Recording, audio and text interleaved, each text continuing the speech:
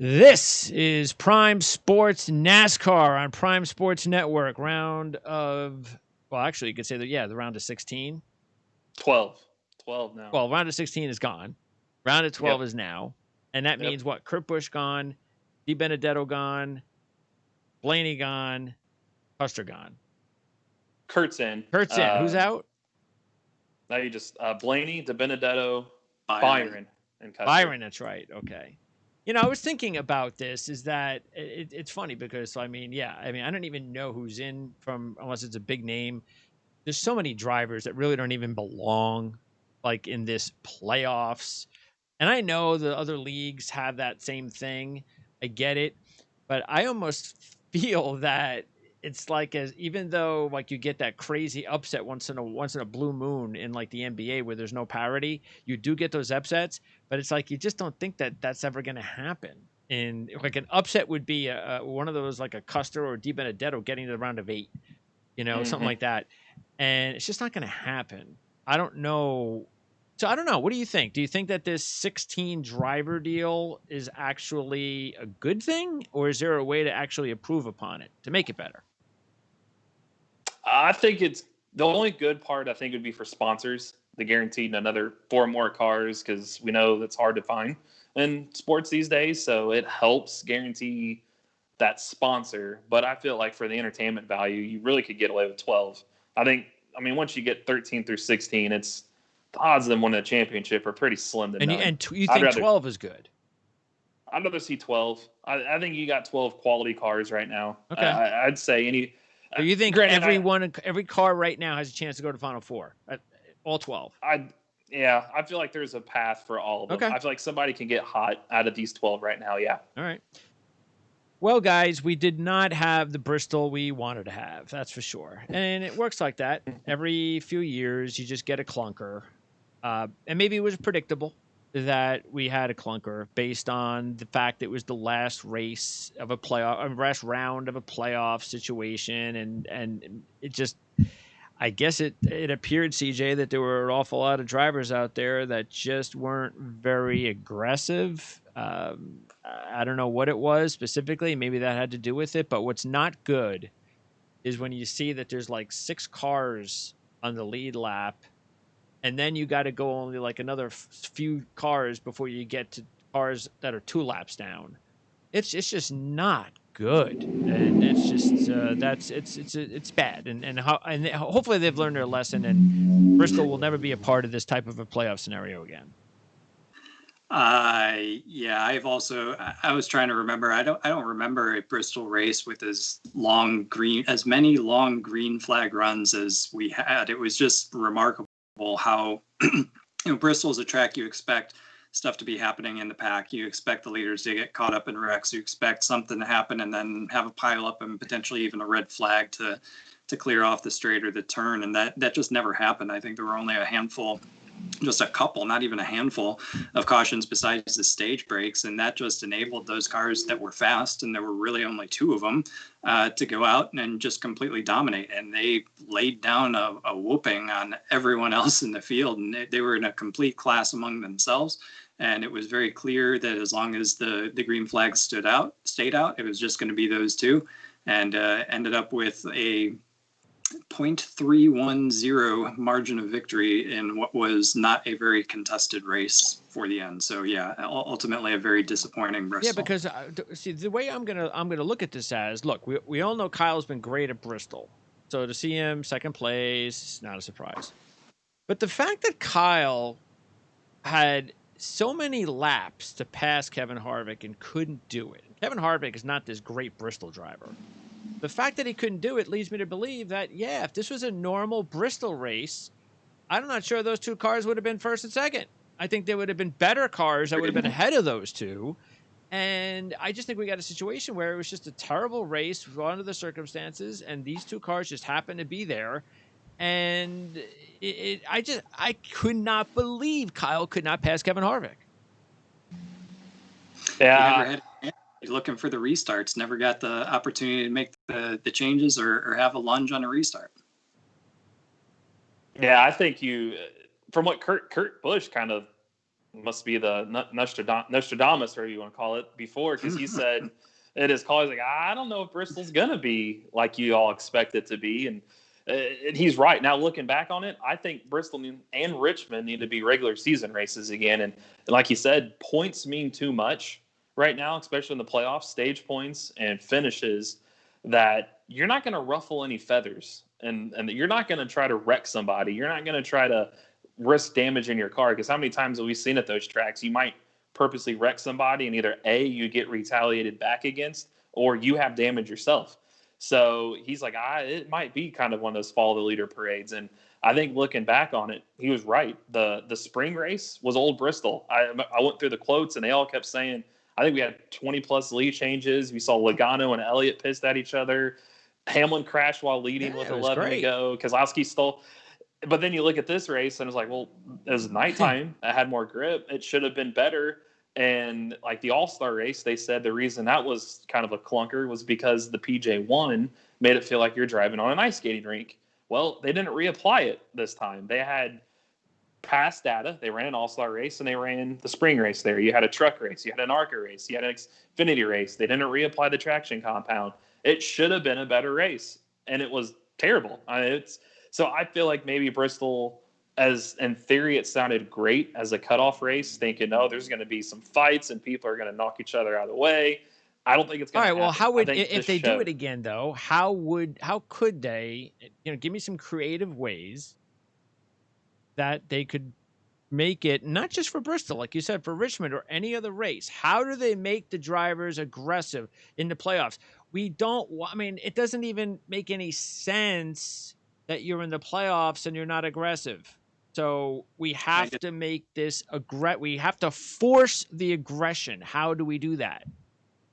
I think it's what we talked about a couple of weeks ago, bring in a different compound of tire, give them an option tire that they're guaranteed to be faster than the rest of the field for 10 laps or whatever before it goes off, and see who's willing to take that gamble. Open the door a little bit more to things that you can do, not just waiting for a caution to be able to have a restart so you get next to somebody. You got to be able to have more than just your fuel load. Everybody is on the same set of tires.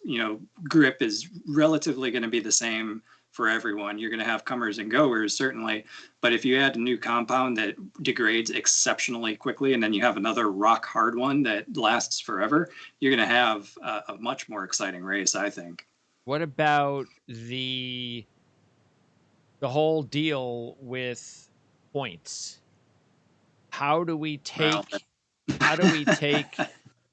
that away so drivers aren't thinking about being conservative? How do we manipulate the system so they have to be aggressive? They have to force the issue regarding the points. Maybe double them. I don't know. Maybe make it more worthwhile. Maybe instead of making it from 10th to 9th, 1 point, and 9th to 8th, and like a 1 point increase. Yeah, that whole thing is silly. That 1 point thing is. Maybe double it. Maybe make it worth your while to go from 9th to 8th. Maybe make it worth your while to. Because let's be honest, we saw Kyle. You could pass if you wanted to. Kyle came from last all the way up. He restarted because Suarez pit too deep. And what he restarted after that competition caution, like 27th.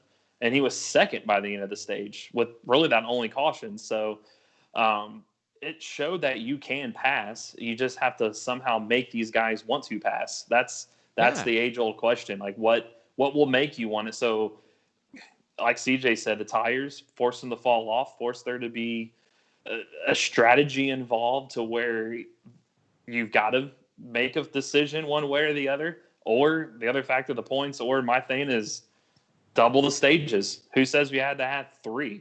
Make a couple more cautions in there. Maybe you have 6 stages. Yeah, right. You might have there's to force 6 times the points. So it's bad to say we have to force drivers to race, but I feel maybe the respect level too is pretty high in there. Minus a couple drivers feel a lack of respect to each other. But we also talked about that last week or the week before. Is that the new driver? Are they too respectful? The new driver. We don't have enough of the. Even Kyle Busch is kind of like an old school guy. I can't believe he's old now, but he is compared to all these other drivers. He's like the last bad guy. who would be considered one of those guys, one of those Tony Stewart, Kyle Busch guys right now? Anyone? No, Logano and right? Keselowski would be the only two that I think would use the bumper. I don't know a lot of other guys that would show. Even Kyle, who we've all known to be an aggressive, like, yeah, I'd wreck my own brother to win. He was asked, like, if you got to Harvick, yes, Logano slowed you, and you couldn't quite get back to Harvick, but if you did, would you have moved him? He's like, no, I never even thought never crossed my mind. He said he wants to be respected and doesn't want to race people that way. Oh, come on. So this is not going well. Because he had an opportunity with like 20 to go. Remember, he passed them. They exchanged the lead a few times. Yeah, that's why. Old Bristol, you would have seen. And Keselowski made a good point. He said, we don't have any Dale Earnhardts in our series anymore. He goes, Dale Earnhardt used to wreck you on purpose. He would call you out. But within the next week, everybody loved him again. No, he goes, we didn't have social media then. That could have been part of the problem because now everything you treat like a villain. Yes. But he made the point where Dale Earnhardt, in the day, he ruffled feathers. He would wreck people out of the way to win. But he had the respect, too, where, yeah, he'd wreck you, but nobody treated him like a villain. And he's like, nowadays, if you do it, you could lose sponsors. You could lose your team. You could lose teammates. You were treated like a villain if you go outside those lines, where it didn't used to be that way. So I think the fear I think fear is right on. You hit it right on the head, because maybe if anybody felt that Dale Earnhardt disrespected them during the week, they'd get their ass kicked by Dale Earnhardt. Yep. So that's respect too, because Dale would win races. Yep. They win races, but that used to be part of the sport, though. We can't lose that. That has to be, it has to be part of the sport, so the drivers don't eventually act like they're acting now, where if you do act aggressively, you're way out of bounds, man. I mean, that's just not right. I mean, if we get to that point, the sport's in huge trouble. It is. And I feel like us media, there's a lot of media that's the problem, which I know we wouldn't say that, but I've seen a lot of media when Kyle Busch punched Joey Logano or Joey punched Kyle. I remember in Vegas, Kyle was bloody and be like, oh, they need to be suspended. How dare they fight? How dare they? NASCAR needs to fine them. It's like, oh, NASCAR doesn't need to fine them. They need to give them a bonus. Right? Please. Yes. Like Eddie Gossage has always said at Texas, or even at their sister track at Bristol, because they're all owned by SMI. You know what? I'd be willing to throw a big wrestling ring at the start-finish line, give some of those big punching bag, and just let them knock the hell out of each other for a little bit in front of the fans, and then leave. That's what they used to do. They used to fight all the time between haulers, and then they'd go have a beer afterwards. Nowadays, it's like, don't go near them. Don't. How dare you go have a conversation with the driver? Like, I mean, we remember last year on pit road at Martinsville, wasn't Hamlin and Logano? Hamlin made fun of Logano and the way his eyes squint and made fun of him, but they never fought. It's just when are you going to have that line crossed, and how far does that line go? I think that's what they're missing. Everybody wants to be too politically correct these days, and they're afraid to get back to their roots and garner that highlight. They better get back to it. Matter of fact, Kyle and Logano had a little kind of, was it a social media spat? No, it was in the media. Interview. Post-race interview. Yeah. What was that about? So when Logano was on the tail end of the lead lap and Harvick and Busch were fighting. By the way, what place was Logano at the time? 11th. Yeah, he was a lap down in 11th. Okay, yeah, that's good. Go ahead. He didn't want to go down 2 laps in 11th. That says something in and of itself, but they feel that he should have been respectful and gotten out of their way and let the lead battle go on. It took too long for them to get around him, maybe held up Busch a little bit. So Busch's comment afterward was a little sideswipe saying, yeah, that's why he doesn't have any friends on the series. And then he immediately went on after that and said, it doesn't matter anyway. I'm getting eliminated in the round of 12, so I don't care. And then walked away. So yeah, I mean, they have a history of each other. With each other, they've constantly gone back at one another. Joey Logano is easy to take shots at for whatever reason. He rubs people the wrong way. He's a champion. He wins races. He's won multiple races this year. He's in the fight. He's in the playoffs. go for it. I mean, that's what you're there for. That's why you get a paycheck. Your paycheck is to finish as high as you can. If you go down multiple laps, you lose your chance to win the race. You should be fighting for everything you've got. And Kyle Busch was on the opposite end of the stick, so he didn't want to have to take part in that. Was that remark Kyle about saying that he wasn't going to be around past 12, or Joey Logano? Busch. He was upset that once again, even though he finished in second, this is not good. I should have been able to pass Kevin Harvick, and I'm frustrated. Yep. And he sounded utterly defeated to me after that. It was like, all right, this has been going on all season. Kind of throw your gloves up in the air, walk away. To me, he just sounded defeated, and I think that's a problem for him for the rest of the season, to be honest with you. I agree with Kyle. I think he is done in the round. You could, like CJ said, he just sounds like he sounds like he's done. He might as well not even show up in Vegas the way he sounded. Because if you look at his stats too this round, he hasn't pointed any fingers, has he? No. So, and do we know about anything that's specifically going wrong? I mean, it's always about the car, the equipment, but anything in particular? Because Denny Hamlin and Martin Truex Jr. have had some pretty good moments. Yeah, I mean, he's consistently said throughout the season that he just can't get on top of whatever is going. He just doesn't have the pace that he feels he needs to be able to get out there and win.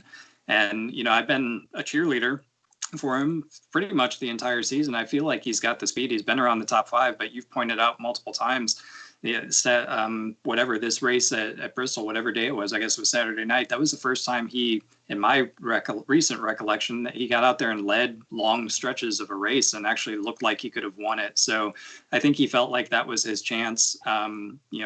He got held up by Logano. He knew he didn't have the car to be able to go up and pass Harvick. So to me, he just feels like if it wasn't that night, then it's not going to be any night, because that was the best he's been all year. Okay, so with the top 12, the big name out is Ryan Blaney. And a couple things on Blaney, because again, this just another example of why this was such a weird race, is because Ryan Blaney, as we talked about last week, really does well at Bristol. So unless he's crashing, and that's usually also after leading a ton of laps, he's always doing something good at Bristol.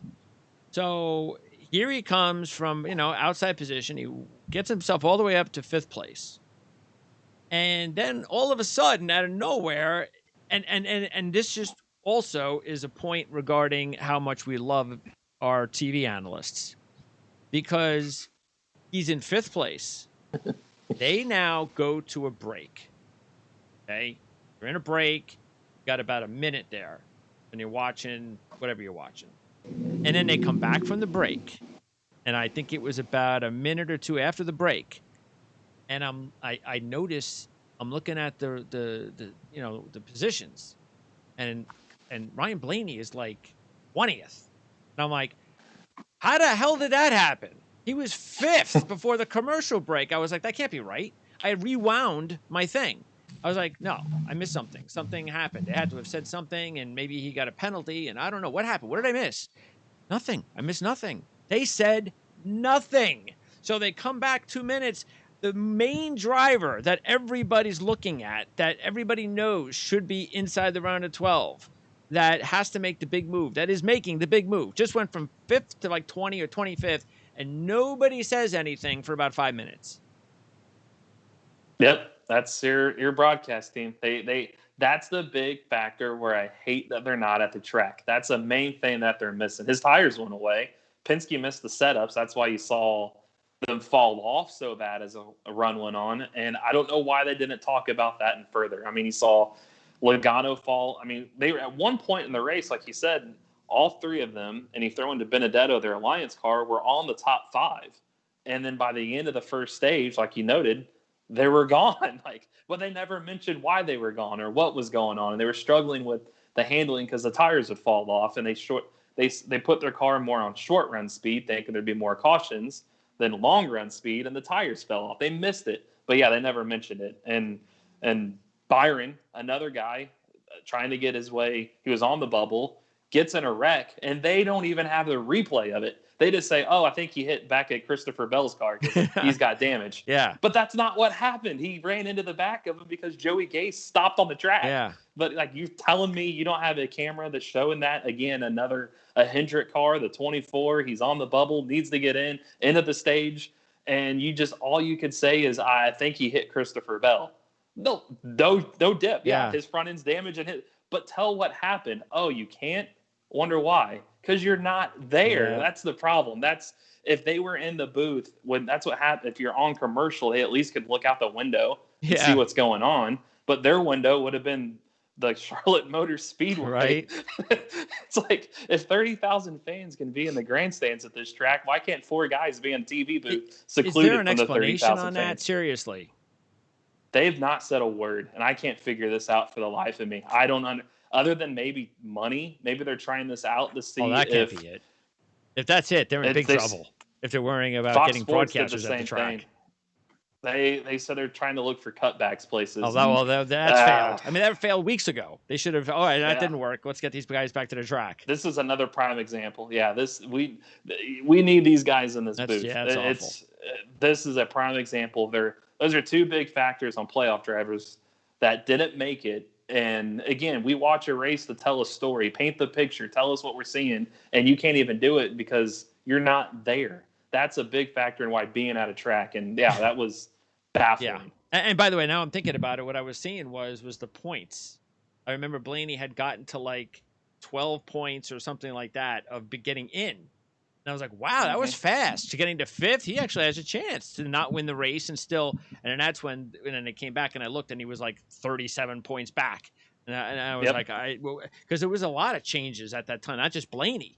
Early in the race, like you said, how everything, it's like early in the race, there were it looked like everybody had moved up and a lot of cars had moved back. I was like, wow, this is maybe getting exciting.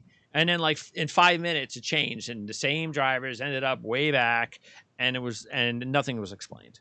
So no, they missed the boat again. And Ryan Blaney's team, man, they've got to fix something there because not only did we talk about what happened the week before with whatever decision first of all, the first week, the decision about getting caught cheating. That's a good week to get caught cheating. And then what happened? What was it? The one at Richmond? What was it that they did that was really stupid? I forget. They did something and I don't know what it was. And it was a decision that they made, and it was something I forget. They made some sort. I think it was a pit call, something around a pit call. Something, but then this week it was like you said, the tires. Man, if I'm Blaney, I am just fuming underneath and behind closed doors. I mean, you got to be kidding me because at every turn, everybody around him made all the bad decisions. Yep. They just completely screwed him up, and he's got the speed. Yeah, he didn't even make it out of the round of 16. With as good as a car. That's why when he's sitting here at 10-1 this week, it's like you got to be. I mean, it's actually. I mean, why would any of us take him? Oh yeah. For what reason? I mean, there's no way Ryan Blaney's winning this week. Especially he couldn't win when it mattered. Do you think he's going to win now, the first week when it doesn't matter? Oh, and what's Austin Dillon's odds again? 50-1. They're 50-1 for a playoff totally driver, reasonable. And the other totally one's 10-1. reasonable. And he was what? Top 5 in February or whatever it was. Yeah. And you've got a guy not even the play. It shows you what they think of Ryan Blaney. And that, if I was Blaney, would use that. I'd walk in the competition meeting with these odds. Like, looky here. Yeah. Look at where they think I should be, and look where they think. How did we screw this up, guys? Yeah. They've let him down this year. It's a shame. We were so high on him. The speed has been there. It's just luck. And then that's why it's a team sport. Yep. And he just does not have a good team right now. So they have to figure that out because he's there. He really is, even though he's not. What is he, like 5 years younger? Or 7 or 8 years younger? He's 25 or 26. What are those guys? He's 32, 33? Logano's 30. So 5 to 7 Kozlowski's years. 36. Okay. Yeah. So he is still their future, Blaney. Oh, yeah. He just re-signed a long-term extension back in March. So, yeah, he's their future. It's just baffling that I think eventually he's going to get Kozlowski's crew again back because the writing's on the wall. Austin Cindric's moving up soon. I mean, Keselowski re-upped for another year, but I think next year is the last Keselowski Really? time there. Yeah. Where's he going? Cindric is. I don't know. I felt like he should have took the Hendrick ride if that was offered. We'll see how silly season plays out next year, but Austin Cindric needs to move up. I mean, that's Tim Cindric's son. He won the regular season championship in Xfinity Series, won 5 times. This is his second year. I don't feel like a third year is good for him. So there, he's like the but he's got only nowhere to move up. top guy in Xfinity right now. Oh, there's several. Yeah, Him, there are a Briscoe. couple of them, but he's one of the best for sure. He went on a string of multiple race wins. He's in the playoffs. I agree with Eric. I think he's got to move up sooner rather than later. And he won't go outside Penske just because his dad runs. Yeah. Huh? That's why I feel like DiBenedetto. We'll see what happens. I don't know. I don't feel comfortable he's going to be back next year. I think they could house Cindric at Wood Brothers because that's an alliance team, kind of how they did that makes Blaney. sense for 1 year. And right? then Keselowski's contract runs out. He slides over. Okay. That's why I feel like DiBenedetto could be in play for the Hendrick ride. I wouldn't be shocked if that was maybe the way he goes. So it could be DiBenedetto, Jones, Boyer, Kyle Larson, even. Yep. And Briscoe. Chase Briscoe is the other guy in Xfinity. Him and Cindric have dominated. Same way. He's in a second year with Stuart Haas. If Stuart brings Boyer back, then he's got nowhere to go. It doesn't serve him well. He's won 7 times this year to come back to the Xfinity Series. What more does he have to prove? Ford doesn't have a lot of options because he was a Ford development driver. And it's like, where are you going to put him with the Ford team and Cup? Penske's full. The Wood brothers would go to Austin Cindric, not Briscoe, and then Stuart Haas. And if Stuart Haas is full, he's got to either come back Stuart Haas for Xfinity or look elsewhere and get bought out. And Hendrick's known to buy guys out too. So I feel like that'd be a good fit for him. Okay. If something happens. And the big story actually was how was this something that people had heard about? Because it's a really big story for Michael Jordan and Denny Hamlin to get together, and they have their own team now, and Wallace gets the ride. It's really good. It's a great story for NASCAR. I mean, they couldn't have dreamed up a better PR story after everything that's gone on this season for Jordan to bring in Wallace and to partner with Hamlin. But I got to ask, what is this with Hamlin? I mean, is this the reason why he's been struggling the last few weeks? Is he paying attention? No, it's just a coincidence? Yeah, Hamlin, I mean, you got to look too. He's had speed lately.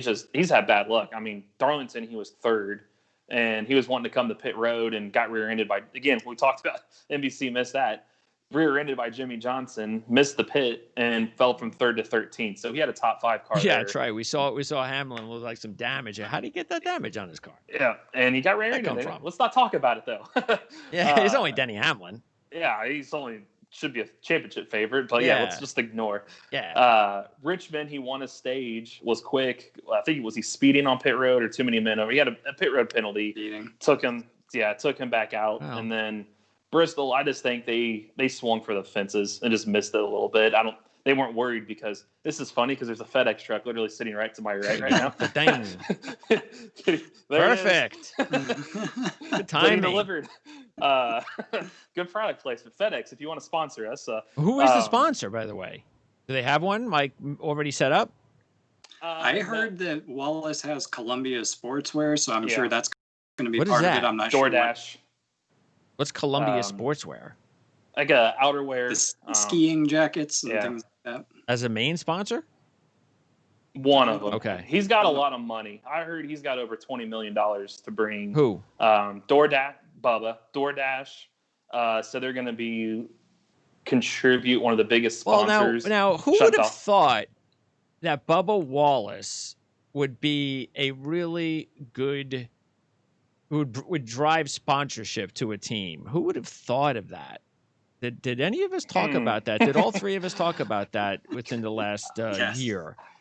I think we've been banging that drum for 2 years now. Yeah. Somebody needs to take a shot on him, and Michael Jordan did. So he's got a lot of sponsors. But, Hamlin, he's had cars bad luck, but he's been thinking, how can I stay involved in the sport long term? Hey, I know sure, I'm not absolutely. getting any younger. Great idea. He knows this is probably his last contract. He's probably not going to race past 2 or 3 more years. So how can I stay longer? Well, maybe I should own a team. Sure. But NASCAR has always had a rule: if you're an owner and you want to drive, you have to drive for the team you own, because with the 4 cap limit per organization, they don't want this team to essentially be a 5th Joe Gibbs So how does car. this work That's then? what they were How do you afraid get of. around it? NASCAR gave him I think because of the Michael Jordan, the Bubba thing, like, hey, we should probably give a waiver here. We should probably allow this to happen. Yeah. So he got around it because it used to not be this rule. Remember, Dale Earnhardt raced for RCR but owned DEI. And essentially they were separate, but they were teammates. That's how this is probably going to end up working. Toyota needed that alliance team. They lost the last 2. So this gives that alliance team that backing. So they're going to be what? They're going to and kind of be like a, like as far as the equipment and how good they could be. How is it going to compare to like the way DiBenedetto's situation is? Yep. That's how it's going to be with Penske. Think of it like that, yeah, because they eventually want to grow this team. Because like Toyota, like we talked about, they need place to house these guys. Because like Hamlin, if you're Toyota or Joe Gibbs, why on earth would you fire Hamlin or Kyle Busch or Martin Truex Jr. right now? Like, that's your future. But you've got these young guys, and they're like, hey, look, we got this development program over here, but I'm not developing these guys for other manufacturers to come in and sign. Like, we want to keep them, but they've got 4 Cup cars. That's it, that are reliable. So, like, we got to expand. We lost Levine Family Racing. They're done at the end of the year. We lost Furniture Row. How can we grow this? Well, there's your backing. This is the team that I think will be different than those last 2 that have folded, because Michael Jordan's got some deep pockets, and Bubba's got a lot of funding, and Denny's smart. We got Toyota that knows the value here. I think you're going to get a lot pumped into this team, and I wouldn't be shocked within a couple of years that's a 2 or 3 car team. I could see this being the place that these younger guys go to be a teammate with, and eventually get to Gibbs if they want to leave. Okay. I think this is a good future for them. So, yeah, I don't think Denny has lost anything because of this. I think this has been a done deal for a while, because I don't see Bubba leaving Richard Petty like he did like a month ago. Unless he had something in the bag. Without something. Yeah. And having Michael Jordan at the racetracks, that's going to be pretty awesome for the sport. Yeah, it doesn't hurt. That doesn't hurt at all. So I would say he's going to be bringing his buddies with him. And hopefully somebody's smart here. And can that number, come on, 23 is open. 23. That's, it's going to be 23. It's got to be. Yeah. Because the car right now is 30. It's essentially what's going on is that car is Germain. They bought the charter. Ty Dillon's car. That's what they bought. The assets. They bought everything.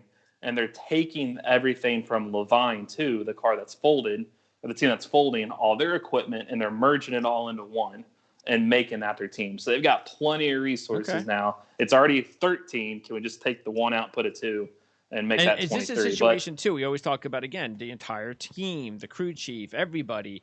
This is one of the situations where you have a lot of money. You can start poaching the best of this, the best of that, the best here, the best there. I'm going to go out and get the best crew chief. You can do that, right? Yep. That's exactly what's going to have to happen. You can only be so good as the team around you. So they've got the top levels good, really good. You got the driver that we've all talked about. It's got talent. Now he brings millions upon millions of dollars to go with the millions upon millions of dollars at the top. But you've got to have the team around that. And that's, I think, with Toyota support to get the right engineering guys with the Toyota there. They can get a good crew chief. There's plenty of guys out there. And then at that point, you could get some Xfinity Joe Gibbs Racing pit crew guys that are just as good and bring them over, and now you've got something. So, yeah, I like it. CJ, are you surprised that we haven't yet had, or at least recently, had a former driver that has decided, I want to be a crew chief?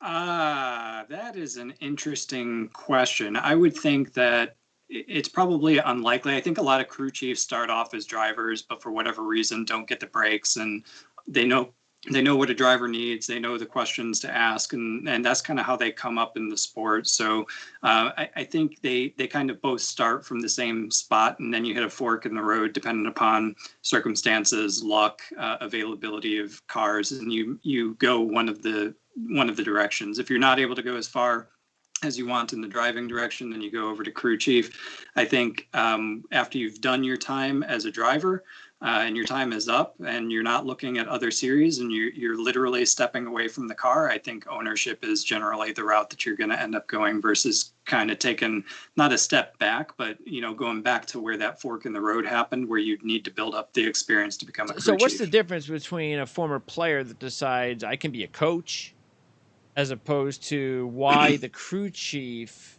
position, which is a coach, is not considered equal in that comparison? I don't see the crew chief so much as a coach. They're a coach with an engineering background. They're more of a CEO.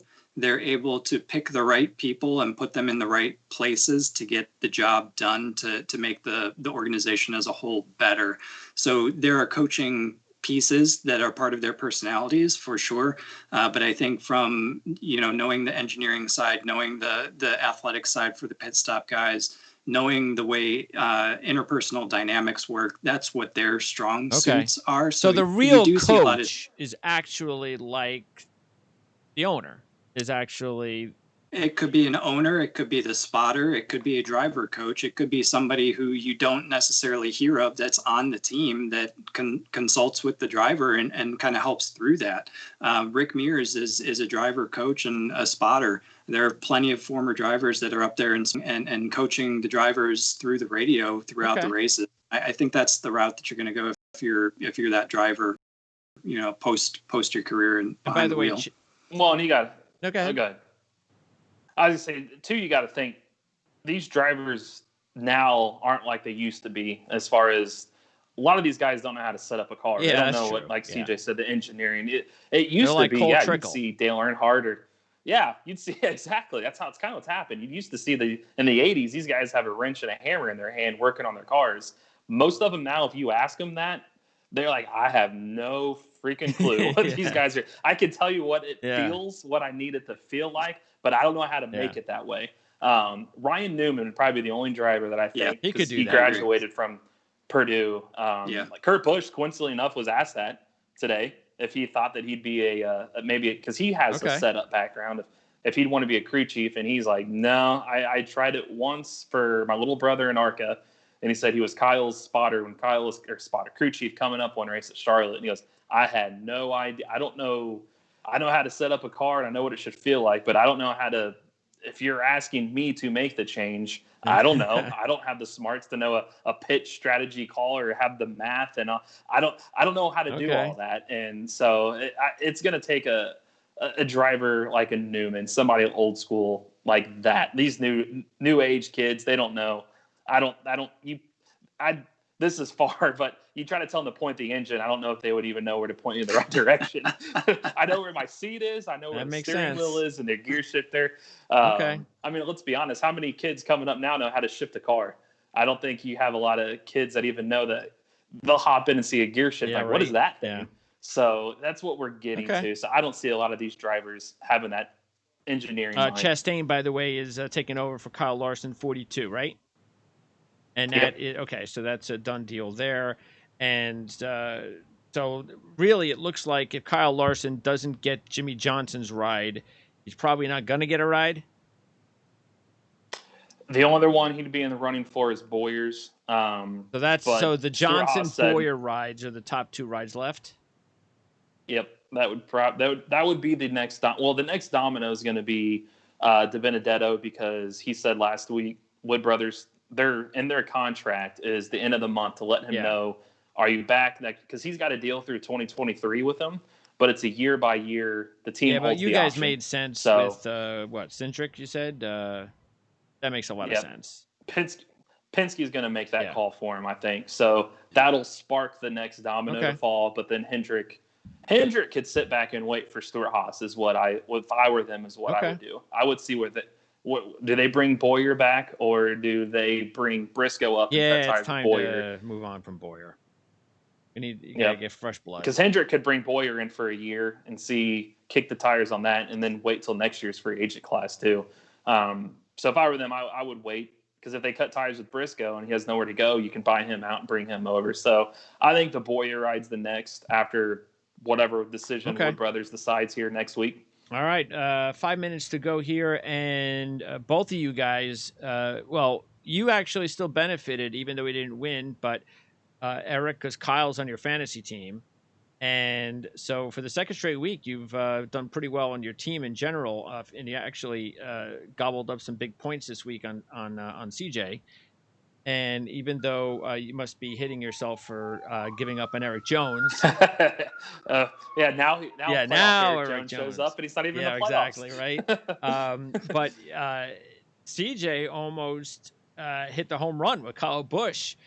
You would have moved to what? Over you would, because you've been would have been plus 1,000 like something. Yeah. So that was frustrating. So not just for Kyle, but also for CJ. Sure was. As far as this race, why am I the only one taking Kevin Harvick? What's up with that? You guys both decided to go with Truex. I understand that, but you guys decided Truex, no Harvick. And CJ, you went with Hamlin. You're the only one to go with Hamlin. Me and Eric were the only ones to go with Chase Elliott. We all went with Joey Logano. That's the only driver we all went with. And the only two long shots we went with, actually three. I went with Almirola and Dillon. Eric, you went with Bowman. So let's quickly go over this. Why did you guys decide to pass on Kevin Harvick? He's got 5 wins in his last 8 on the season, 6 top 10s in his last 8 at the track. 4 of those are top 5s, a runner-up, 2 wins, 74 laps of race during that stretch. 8th in February, leading 92 laps.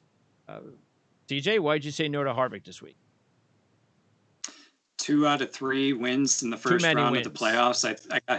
Exactly. I got to believe somebody else is ready to step up, ready to make their mark and get into. Was that the switch, Truex for Harvick? Yep. How about you, Eric? Same thing?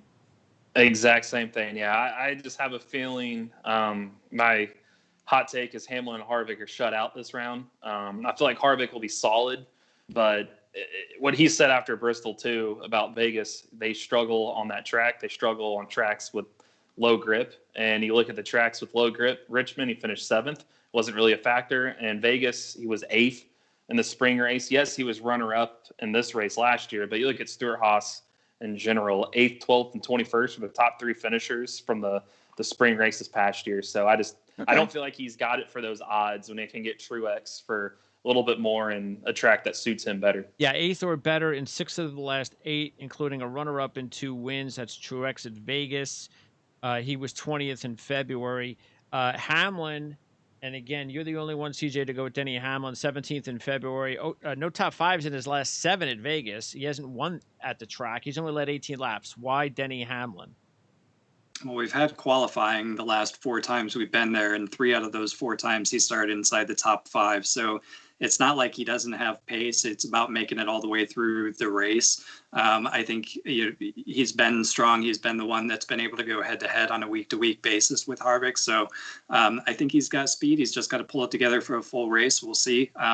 We'll see what he's able to do. Okay. It's a little bit of a gamble at 6-1. It is a gamble. With no wins and just 18 laps led in 17 races. Yep. But it is Denny Hamlin. Chase Elliott, we both went with Elliott, Eric, and why not? He led both stages in February, including 70 laps. Got a couple of top 5s there.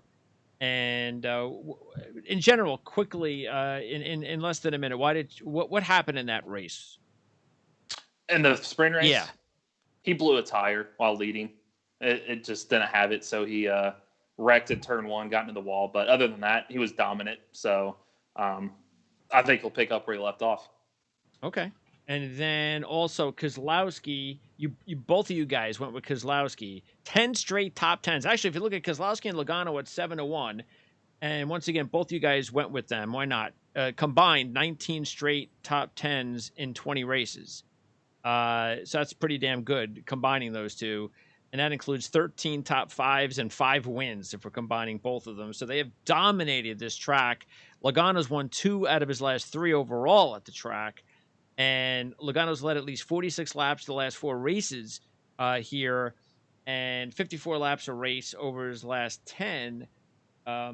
I just decided to go with Logano because he's won a little bit, and I think he's just been a little bit more dominant than Keselowski because, Keselowski likes to steal wins.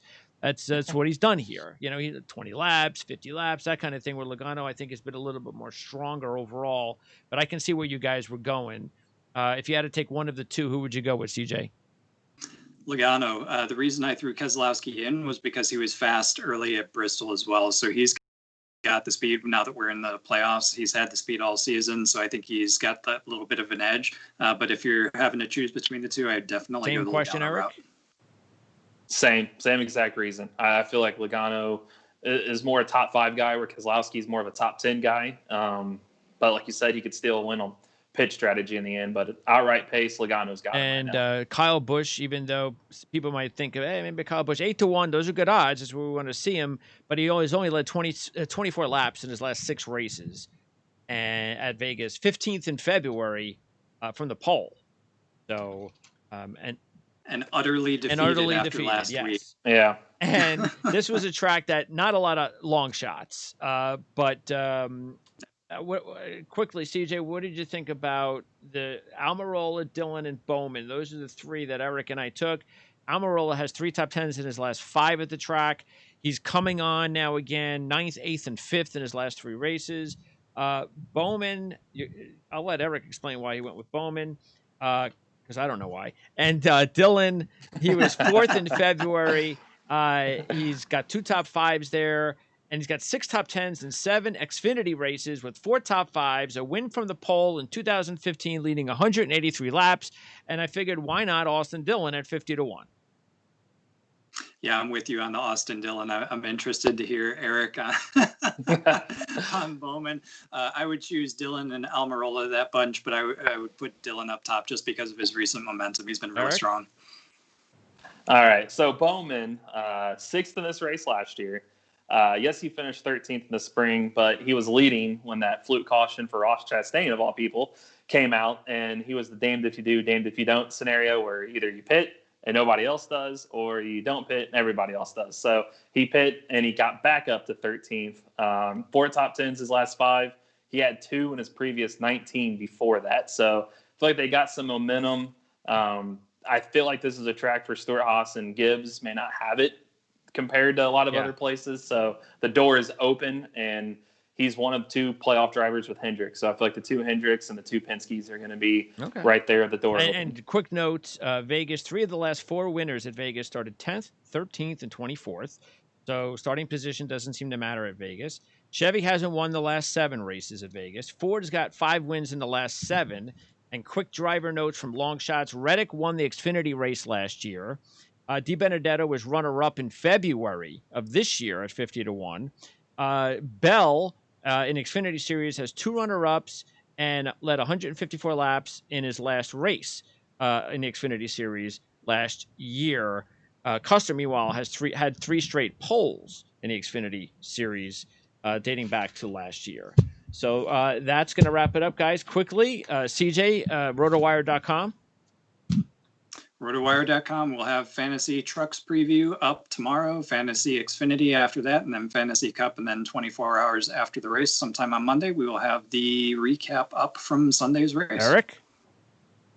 Just working on truck stuff tomorrow night, Xfinity Saturday night, and Cup on Sunday. Just kind of set the stage for the rest of the playoffs from there. Awesome job as always. Later, guys. Thank you.